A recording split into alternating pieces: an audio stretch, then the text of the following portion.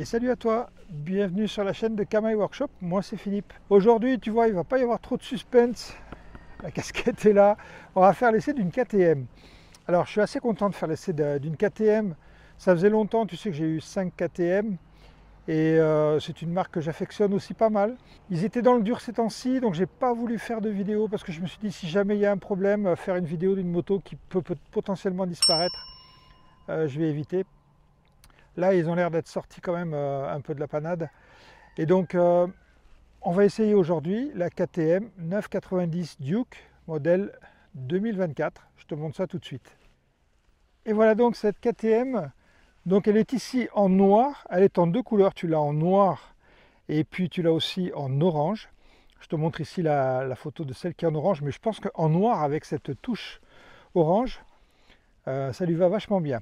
On va tout de suite parler des options qu'elle a, comme ça tu comprendras mieux après. Elle a une selle Power Part qui est en espèce de suédine avec des rappels orange et noir, c'est pas mal. Elle a un pot Akrapovic, grosse cartouche Akrapovic. Elle a une plaque courte ici. Elle a un petit bocal KTM. C'est à peu près les seules options physiques qu'a cette moto, puisqu'on parlera après d'électronique. Donc cette moto en fait elle est sortie, elle est Euro 5, elle remplace la 890. Tu as toujours la 790 au catalogue. Alors il y a beaucoup de vidéos qui ont traité de cette machine. Moi je vais essayer de te montrer des choses qui peut-être n'ont pas été dites durant les différents essais que tu as pu voir sur YouTube. Le premier changement qu'on a, on a ce moteur.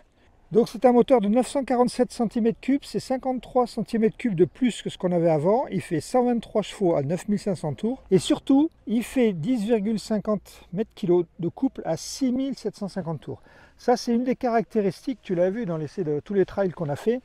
On a plusieurs, tu as vu plusieurs architectures moteurs. On a vu du 4 cylindres, du tricylindre, du bicylindre en V. Là, on a du bicylindre en ligne. Et la caractéristique des KTM, c'est des moteurs qui sont assez rageux dans les bas et surtout dans les milieux régimes. Et donc ce couple qui est à 6750 tours, ça contribue certainement à ça. On verra ce que ça donne sur la route. Il y a eu des modifications qui ont été faites. Je te montre ici la photo du 890. Et tu vois ici au niveau des plans de joint, on a une culasse qui est un peu différente de ce côté. Et si on regarde de l'autre côté, tu vois, c'est différent aussi.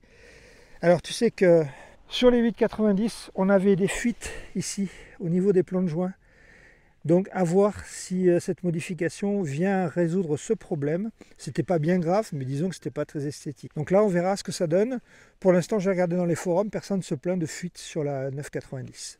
Donc ça serait une grosse amélioration déjà que KTM aurait fait sur ce moteur. Donc par rapport, si je compare par rapport à l'ancienne 890, on avait 115 chevaux et 92 m/kg de couple. Et la 890R avait 121 chevaux et 99 Nm de couple. On voit qu'il n'y a pas une grosse différence si tu prends une 890R, puisqu'on a 2 chevaux d'écart et on a 1 kg de couple, 1,5 kg. Mais ça c'est la version de base, c'est pas la R. Donc c'est pas mal, on a quand même une bonne différence. On a toujours un cadre acier, donc tu vois c'est assez ajouré, assez allégé. On parlera du poids tout à l'heure de la moto. Et puis on a cette boucle arrière qui est boulonnée, qui est en aluminium. Donc ça c'est à peu près standard, c'est ce qu'on avait déjà sur la précédente 890. Tu vas trouver au niveau de la suspension une fourche en 43 mm de diamètre avec un débattement de 140. Tu vas pouvoir régler la compression et la détente de chaque côté. Petite différence par rapport à ce que tu avais avant. Avant, tu avais 10 clics pour régler ta suspension. C'était compliqué. Là, maintenant, ils ont simplifié. Tu as 5 clics. Et donc, c'est plus facile au niveau des réglages. Tu te perds moins dans tes réglages de compression et détente si jamais tu dois y toucher. Bien sûr, on a un amortisseur de direction. Au niveau des freins, on a des freins qui sont en 300 mm de diamètre. C'est pas très gros, avec des étriers KTM, pas de Brembo ici. On verra ce que ça donne sur la route, si c'est vraiment efficace ou pas, puisque tu sais que toutes ces petites concurrentes sont équipées principalement en Brembo. Donc on verra si jamais on a des freins efficaces ou pas. Donc à l'arrière, on a un amortisseur White Power aussi, qui débat lui sur 150 mm et qui a un réglage par molette ici au niveau de la précharge. Donc ce qu'on peut dire au niveau des suspensions déjà, c'est qu'on a des débattements qui sont pas mal. 140 à l'avant, 150 à l'arrière. Sur les motos actuellement, sur les roadsters, on a plutôt 120, 130 de débattement. Donc là, ça lui donne un peu plus de capacité à absorber les chocs à mon avis. Et donc on regardera ce que ça donne sur la route. La différence qu'on a par rapport au 890 aussi, c'est ce nouveau bras oscillant. Alors il est un peu caché, je vais essayer de te montrer ici. Tu vois, c'est un bras oscillant qui est banane. Il apporte un peu plus de souplesse d'après ce que j'ai pu lire à l'arrière. Par contre, le cadre lui donne beaucoup plus de rigidité que la précédente version. Voilà, donc on a quelques différences. Si on regarde l'étrier arrière, c'est un disque de 340 avec un étrier de piston d'origine KTM aussi. On a un pneu de 180 et ici on est équipé en Bridgestone S22. Donc des gommes qui sont quand même assez sportives. Bien sûr, le look général de la moto a changé, mais ce qui a changé le plus, c'est la face avant. Je te montre ça. Voilà, mais ça tu l'as déjà vu. Tu sais aussi que KTM, ils ont voulu symboliser comme si tu avais une grenade qui est arrivée là, qui avait explosé le phare. C'est exactement ça. On aime ou on n'aime pas. Moi, je trouve pas mal et je vais te montrer la signature lumineuse. Voilà, ici, tu as les LED qui sont allumés. Bon, là, le moteur n'est pas... On va démarrer le moteur. Voilà. Là, tu as la signature lumineuse de la moto. Et à l'arrière, on a ici des clignotants qui servent de feu stop en fait et de clignotants. Ça c'est pas mal je trouve. Et ça doit être une option. Donc voilà au niveau de la face avant, du look de la moto générale. Alors il y a quand même un gros changement. La moto elle est assez courte, assez ramassée. Elle fait donc 183 kg tout plein fait. Et comme on parle du plein, le réservoir fait 15 litres, enfin 14 litres 80. La hauteur de selle, on a du 825, donc c'est une moto qui n'est pas si haute que ça. Je te montrerai un peu la position que j'ai là-dessus tout à l'heure. Autre changement qu'on peut remarquer, c'est au niveau des commodos. On a les nouveaux commodos KTM, enfin moi du moins pour moi c'est nouveau, la 890 il n'y avait pas ça. Il est assez complet, donc ici on va trouver un régulateur de vitesse en option, des warnings. Ici ton pad pour diriger tout ce qu'il y a sur l'écran 5 pouces. Ici on a les clignotants, on a le klaxon. Et ici, on a un plus et un moins qui va servir au régulateur de vitesse. De l'autre côté, pas grand-chose. On va avoir juste le coupe-contact. Si on continue, on va avoir un embrayage à câble qui est réglable en écartement. Et ici, on va avoir ton levier de frein qui est aussi réglable en écartement. Tableau de bord.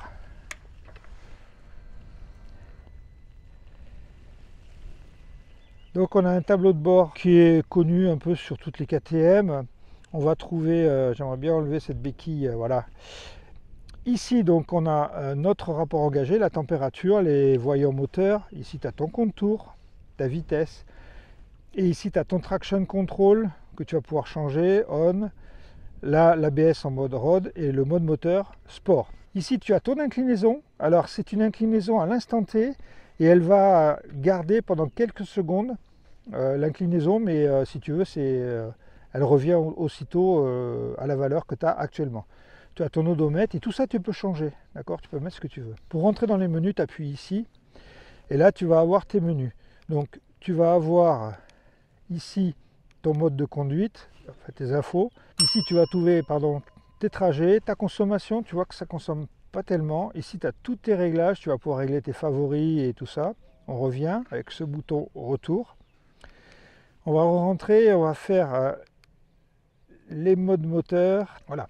Donc là on est rentré dans les modes, on a un mode de conduite et là tu vas trouver un mode sport, un mode street, un mode rain, un mode track, un mode performance. Alors attention, ces modes track et performance, tu vois il y a marqué démo, ils sont gratuits pendant 1500 km et après tu devras les payer, je te parlerai des prix des packs tout à l'heure. Ensuite tu vas pouvoir régler ton ABS, tu as différents modes ABS, Supermoto tu le coupes à l'arrière ou un mode road. Ensuite tu as ton traction control et ton MSR. Et là, tu vas pouvoir aussi régler, et bien sûr, tu vas pouvoir régler ton quick shifter. Petite particularité sur cette moto, le quick shifter n'est pas d'origine. Ça, par contre, on en parlera tout à l'heure, mais pour moi, c'est un peu dommage. Parce que c'est quand même une moto qui a un caractère sportif, et moi, j'imagine pas un roadster de nos jours sans le quick shifter. On va parler maintenant du prix. Donc, cette moto, vaut normalement 14 949 €. Mais KTM a pas mal de stock. Donc toutes les motos 2024 en stock sont actuellement au prix de 12 949 €. Donc ça te fait 2000 € de moins. Il n'y a aucune différence entre le modèle 2025 et le modèle 2024. Donc si tu es intéressé par une KTM 990, va maintenant chez ton concessionnaire et tu bénéficies de ces 2000 €. Après, KTM, ils ont toujours la même politique d'options, et ça c'est quand même un peu pénible.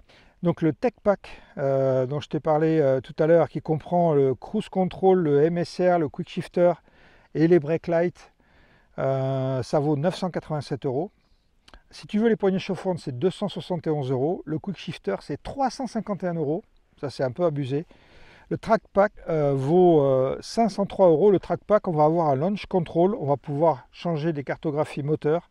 On aura la télémétrie, on aura le Track Mode et l'anti-wheeling. Donc en fait, si tu veux, pour bien faire cette moto, tu lui prends le Tech Pack, parce qu'avec le Tech Pack, tu as le Cruise Control et le Quick Shifter. C'est le plus important. Et là, donc, tu rajoutes 1000 balles, en gros, à la moto qui vaut 12 949. Donc, son vrai prix, pour moi, c'est 13 950 €. Voilà. Donc, pour 13 950 €, tu as les équipements qui me paraissent être absolument indispensables. Donc, voilà ce que je pouvais te dire déjà en statique sur la moto. Donc, qu'est-ce qu'on peut dire déjà pour résumer la présentation statique? On a du matos au niveau des suspensions. On est un peu moins bien au niveau des freins en théorie, je te dis bien en théorie, parce que bien sûr j'ai déjà roulé avec la moto, donc je te vends un peu la mèche. C'est pas parce qu'on a des disques de 300 que ça freine pas, mais ça on le verra tout à l'heure. Bon, maintenant ce que je te propose, c'est de passer à la position de moi sur la moto vue par le drone. Une fois qu'on a fait ça, on part sur les petites routes et je te donne mon avis. Allez, c'est parti. Avant de lancer le drone, quand même, il faut que je te fasse écouter la sonorité du moteur. Rien de bien exceptionnel, le poids CRA il est avec ses chicanes, mais je veux quand même te faire écouter.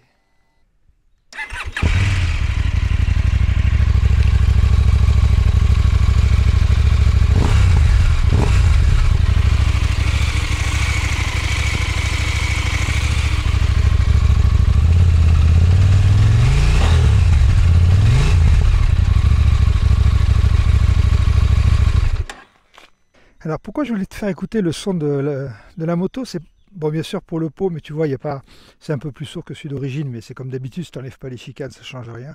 C'est surtout pour te faire écouter qu'il y a beaucoup moins de bruit mécanique sur le moteur que ce qu'on avait sur les 890. Enfin, c'est mon avis perso, dis-moi ce que tu en penses. Allez, c'est parti pour le drone.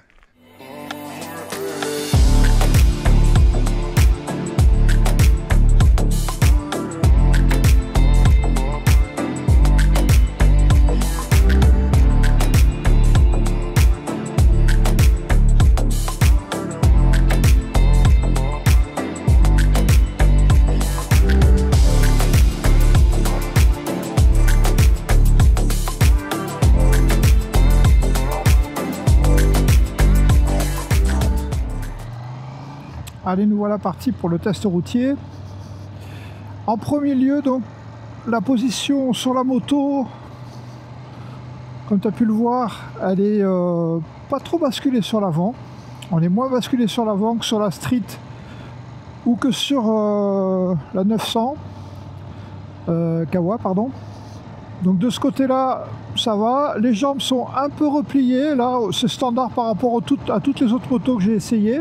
Et on a une position qui est assez relaxe. Pas trop sur l'avant, mais moins sur l'avant que je pouvais l'être par exemple sur ma 890, je pense. Hein.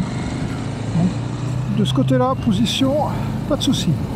On passe au confort. Donc le confort, j'ai une selle Power Part. Ça fait un peu plus d'1 heure que je roule avec la moto. Bon, la selle, elle est ferme. Elle est plus ferme que sur celle que j'ai essayée. Mais ça, c'est une constante chez KTM. J'avais déjà ça sur mon ancienne moto. Même avec la Power Part, au bout d'1 heure et demie, je pense que tu dois commencer à avoir mal aux fesses. Mais ça, c'est un peu le truc de chez KTM. Par contre, au niveau suspension, on a des suspensions White Power, mais c'est pas du haut de gamme White Power malgré tout. Il y a assez de débattement et sur des routes un peu abîmées, la moto elle absorbe très bien. Bon, ça, KTM sait faire, tu vois, autant ils font des selles qui sont dures, autant suspension, il n'y a rien à dire. Tu as toujours eu des bonnes suspensions sur les KTM et celle-là, bah, elle confirme la règle. Donc, un confort qui est très agréable au niveau de l'amortissement. Et en plus, tu peux le régler et l'adapter. Je vais te parler des freins, puisqu'on a vu tout à l'heure qu'on avait des disques de 300 mm, ce qui est en dessous de tout ce que font les autres, et pas d'étrier Brembo. Bah, écoute, les freins, je les prends à deux doigts et boum, ça marche super bien. Ils sont puissants, ils sont dosables. Et en fait, là aussi, ça confirme la règle. On peut avoir des fois du super matos avec des Stylema, des M50, et avoir d'autres fabricants qui sont capables de te faire des freins qui sont parfaits pour l'utilisation et pour la puissance moteur qu'on a ici. Et à aucun moment tu seras surpris. Ici, tu vois, si j'arrive un peu vite, je prends mon frein à un seul doigt, ça va ralentir et c'est parfait au niveau dosage. Il n'y a rien à dire sur les freins. Au niveau du frein arrière, c'est un ralentisseur. Bien sûr, comme tous les freins arrière, il est là pour corriger ta trajectoire dans les courbes, si tu as besoin. Mais question freinage, franchement, il n'y a rien à dire. Un M50 t'apporterait pas un meilleur freinage. On va parler du moteur. Donc il y a eu des changements au niveau du moteur, je t'en ai parlé tout à l'heure. Un peu plus de couple sur les moyens régimes. Alors déjà que c'est une moto qui marchait bien à ce niveau-là, ben là c'est encore mieux. On est en 4. Et si jamais tu ouvres à 3500 tours,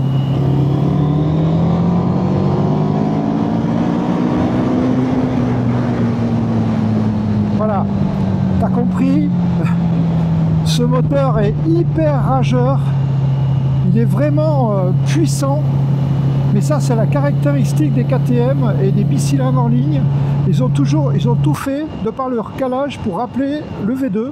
C'est pas pour rien qu'on appelle cette 990 la Mini 390 Duke, parce qu'en fait on a un peu le même caractère, alors avec moins de puissance, on est d'accord, mais tu as toujours ça chez KTM, tu as toujours ce gros coup à mi-régime, et ça c'est la seule qui fait ça.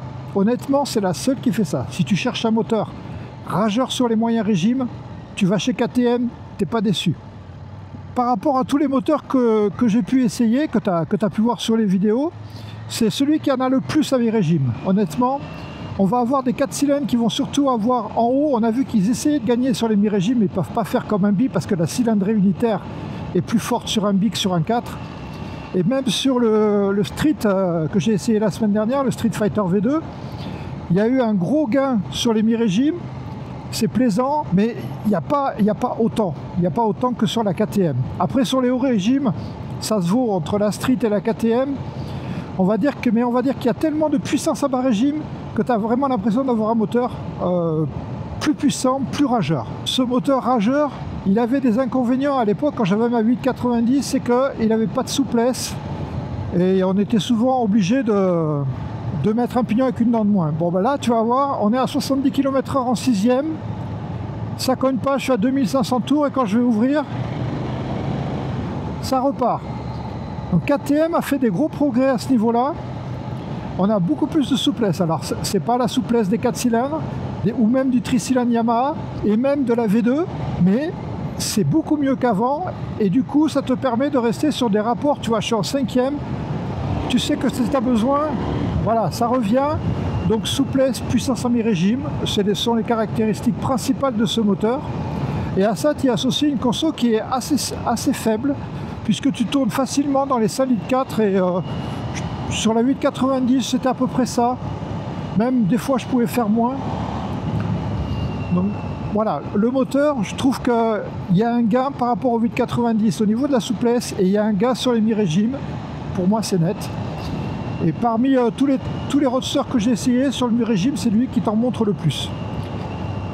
Un bon moteur, on l'a vu, des suspensions confortables. Qu'est-ce que ça donne en dynamique? On voit ça tout de suite.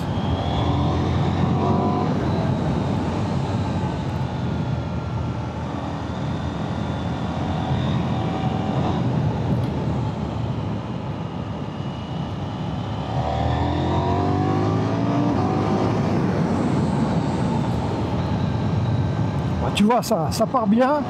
On a, là aussi, on a parlé du moteur. Et si je parle du moteur, je parle du quick shifter. Et là, le quick shifter, gros progrès pour KTM. Il est fiable, c'est-à-dire qu'il verrouille bien les vitesses. Ça marche à tous les coups. On sent que le verrouillage est ferme. Ça, c'est rassurant parce qu'on se dit qu'on ne va pas passer en faux point mort. Ce qui était souvent le cas avant sur ma 890 et même sur les KTM en général. Là, il y a un progrès qui a été fait autant en montée qu'en descente. Et même si tu n'es pas dans les tours en descente, ça marche très bien. Donc ça fait partie des bons shifters, même des très bons shifters.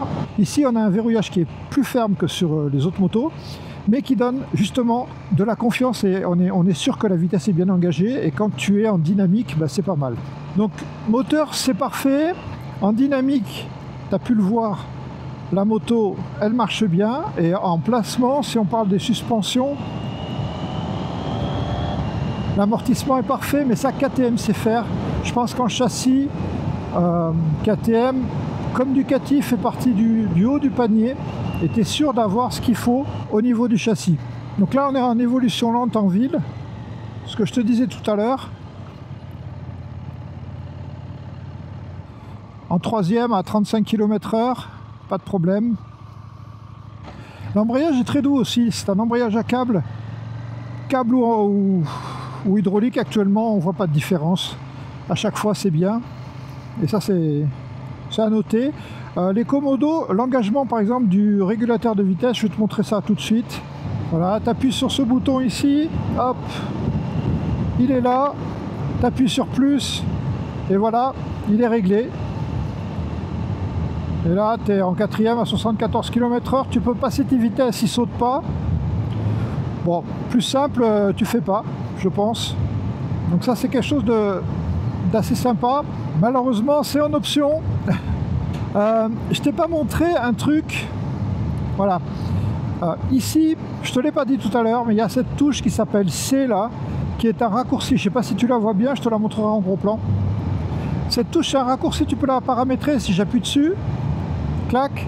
Moi, je l'ai paramétré sur les modes de conduite. Je rentre dedans et là, je peux changer mes modes, même en roulant. Après, tu couperas les gaz. Et c'est tout. Donc ça, c'est pas mal. Tu peux aussi rentrer dans les modes de la moto, même en roulant, et tu peux tout changer. Donc au niveau des commodos, c'est top. Au niveau du tableau de bord, bon, le tableau de bord, il est bien. Par contre, je trouve qu'ici, les indications sont assez petites.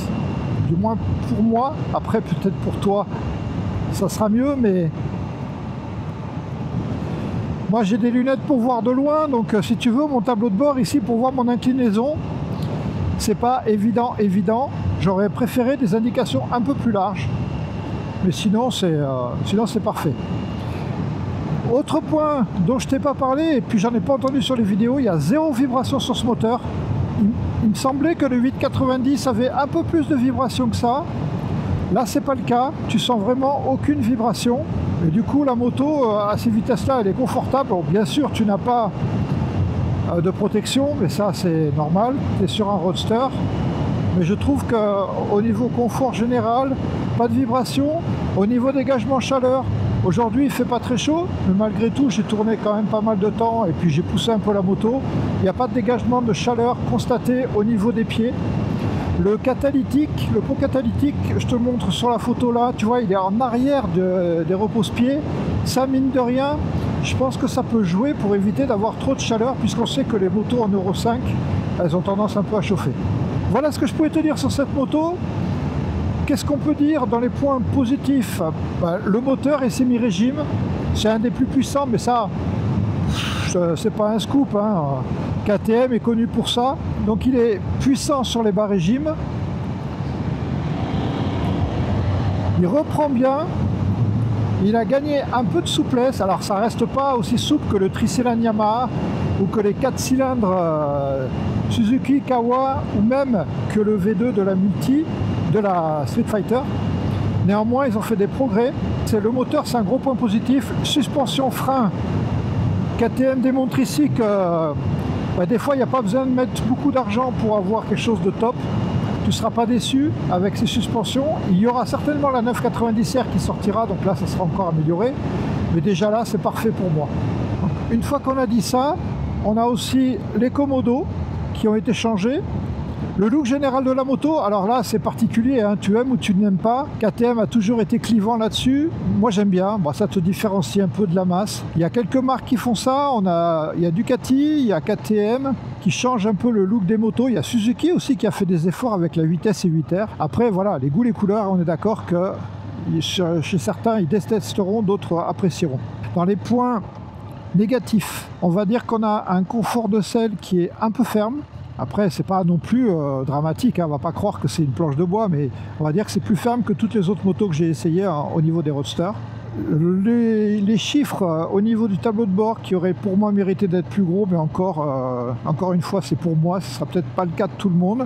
Le principal point, mais ça c'est un peu rédhibitoire chez KTM, c'est-à-dire que cette politique d'option activé coupé au bout de 1500 km, moi je trouve pas ça cool, et surtout le manque de quick shifter à ce niveau là c'est pas acceptable puisque toutes les autres motos ont le quick shifter d'origine, donc je comprends pas qu'on ne donne pas le quick shifter.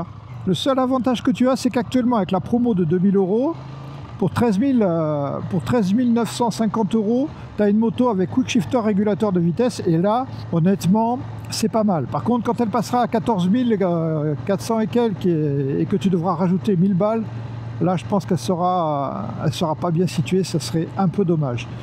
Donc mon avis, si tu veux une 990, vas-y maintenant, profite des avantages, et puis fais-toi plaisir avec le Tech Pack, parce que ça me paraît indispensable et tu auras une moto bien équipée. Donc voilà ce que je pouvais te dire sur les points positifs et négatifs. Si on regarde maintenant la concurrence, tu la connais la concurrence, je t'en ai déjà parlé. On a Street Fighter V2, on a le Monster aussi que je vais essayer parce que j'attends qu'il ait son nouveau moteur et j'essaierai ça. Donc on aura ça, on aura les Kawasaki Z900, les MT-09, la Triumph 765 RS et normale. Donc toutes ces motos là, et la Honda 1000 CB, toutes ces motos là sont moins chères. On verra ce que ça donne à la fin. Quel sera le classement, mais ça sera compliqué parce que comme je te l'ai dit, de toutes les motos que j'ai essayées, il n'y en a aucune où je pourrais me dire celle-là, je ne l'achète pas parce qu'il y a un truc rédhibitoire dessus. Voilà, donc le prix ici est un peu plus élevé, on va dire qu'il est 1000 € plus élevé que toutes les autres hors Street Fighter, mais après tu as une moto quand même qui est assez valorisante. Donc voilà, après ça dépend des goûts de chacun, comme on l'a dit, mais ça on regardera ça dans un prochain... dès que j'aurai fini tous les essais de mes motos et qu'on pourra faire un comparatif. Voilà, sur ce, j'espère que cette vidéo t'a plu. Moi, je te dis à bientôt. Je ne sais pas ce que je vais essayer après. On regardera. J'essaierai de continuer sur mes roadsters ou sinon on passera peut-être sur autre chose. J'ai quelques motos qui arrivent. Je ferai un essai de tous les 400 trails parce que là, il va y avoir une révolution au niveau du marché des 400. Et puis, il y a une nouveauté Suzuki qui sort. Suzuki a teasé sur un numéro 8. Est-ce qu'ils sortent un nouveau modèle avec le moteur 800? On va voir ça, c'est prévu le 4 juillet. Allez, je te dis à bientôt sur la chaîne. Tchuss!